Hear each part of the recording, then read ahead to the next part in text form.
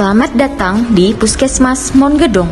Puskesmas Mongedong merupakan fasilitas kesehatan tingkat pertama di bawah naungan Dinas Kesehatan Kota Lok Sumawe. Assalamualaikum warahmatullahi wabarakatuh. Saya Dr. Dewi Novita, dokter umum di Puskesmas Mongedong. Kami akan menyampaikan prosedur triase. Triase merupakan sistem untuk menggolongkan kegawat daruratan pada pasien agar terapi dan tindakan lebih efisien. Triase terbagi 4 kriteria. Triase merah merupakan prioritas utama yang membutuhkan terapi segera dan dirujuk ke vaskes yang lebih lanjut. Contohnya, pasien henti nafas, henti jantung, dan penurunan kesadaran.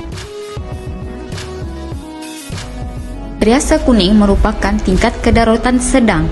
Contohnya, pasien asma, luka bakar derajat 1 dan 2, perdarahan tidak aktif. Triase kuning membutuhkan terapi kurang dari 30 menit. Triase hijau merupakan prioritas paling rendah.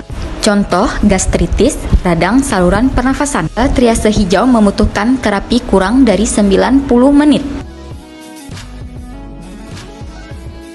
Triase hitam merupakan prioritas 0, yaitu pasien meninggal.